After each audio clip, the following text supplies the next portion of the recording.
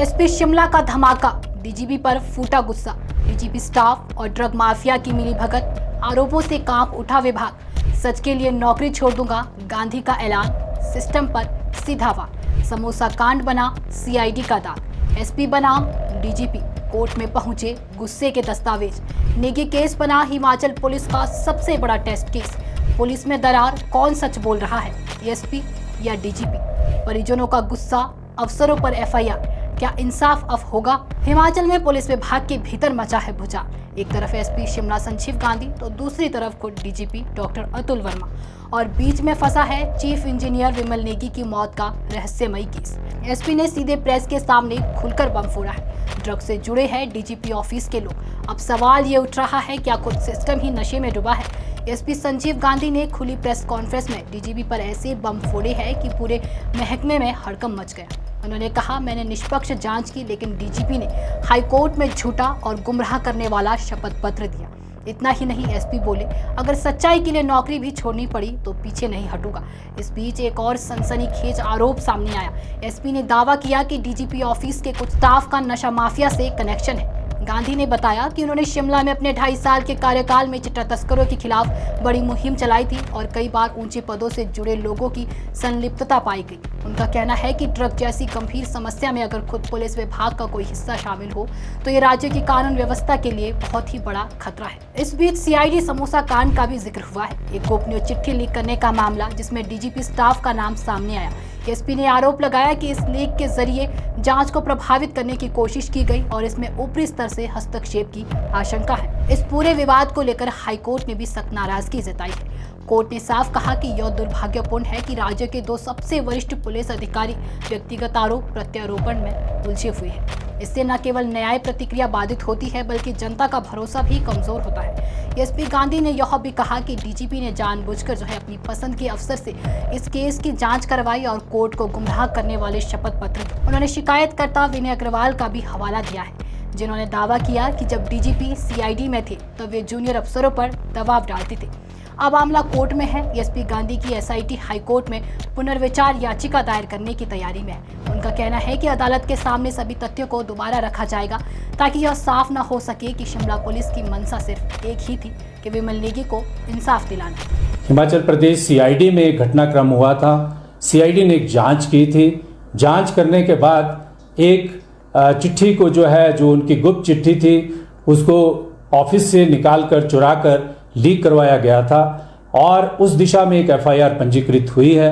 मुझे इसमें कहने में कोई संकोच नहीं है कि उसमें जो हमारे पुलिस महानिदेशक हैं, उनका निजी स्टाफ संलिप्त है और उनकी इन्वेस्टिगेशन चल रही थी। इसी दौरान उस इन्वेस्टिगेशन को बाधित करने के लिए उन्होंने अनेक प्रयास किए और यही नहीं है, इसके अलावा भी अनेक ऐसी शिकायतें जिला शिमला पुलिस को प्राप्त हुई हैं, जिसमें पुलिस महानिदेशक के आचरण के संदर्भ में गंभीर प्रश्न उठाए गए हैं।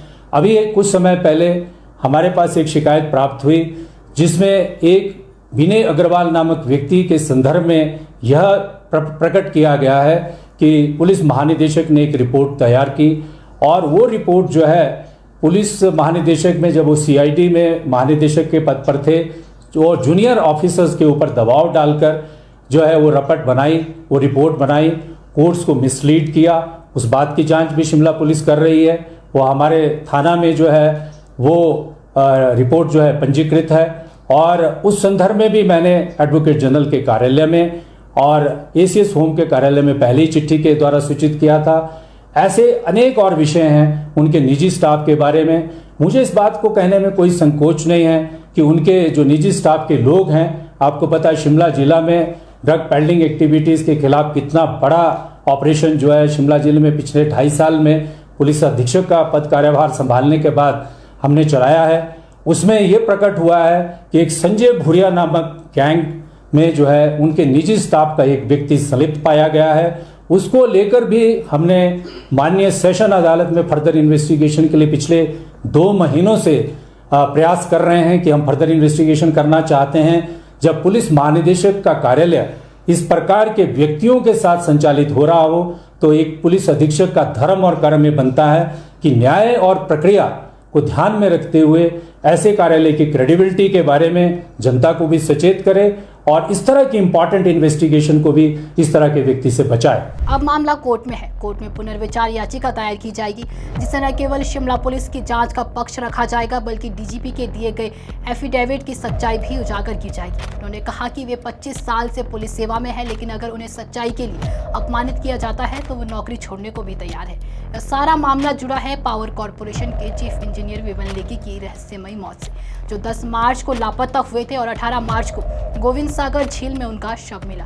इससे पहले डीजीपी ने 15 मार्च को उनकी तलाश के लिए डीएसपी अमित कुमार के नेतृत्व में एसआईटी बनाई थी, जिसमें शिमला और बिलासपुर के एसएचओ भी शामिल थे। शव मिलने के बाद 19 मार्च को नेगी का अंतिम संस्कार तो हो गया, लेकिन उसी शाम मृतक के परिजनों ने शव के साथ पावर कॉर्पोरेशन दफ्तर के बाहर जोरदार प्रदर्शन किया, जो रात 10 बजे तक चला। परिजनों का आरोप था कि नेगी को पावर कॉर्पोरेशन के कुछ वरिष्ठ अधिकारी प्रताड़ित कर रहे थे।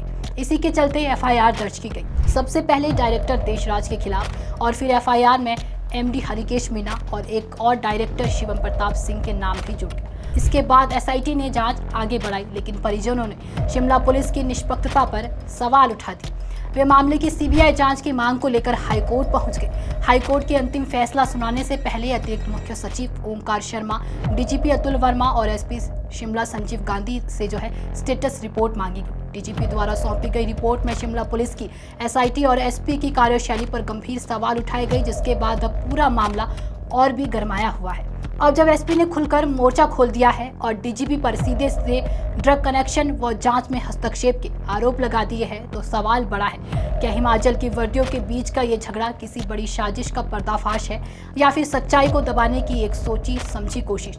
और सबसे बड़ा सवाल, क्या डीजीपी की कुर्सी अब वाकई खतरे में है? जवाब आने अभी बाकी है। इस पूरे मामले पर आपका क्या कहना है, हमें कमेंट बॉक्स में ज़रूर बताएं और वीडियो को लाइक करें, शेयर करें, साथ ही हमारे Facebook page KS live Himachal को फॉलो अवश्य करें। धन्यवाद।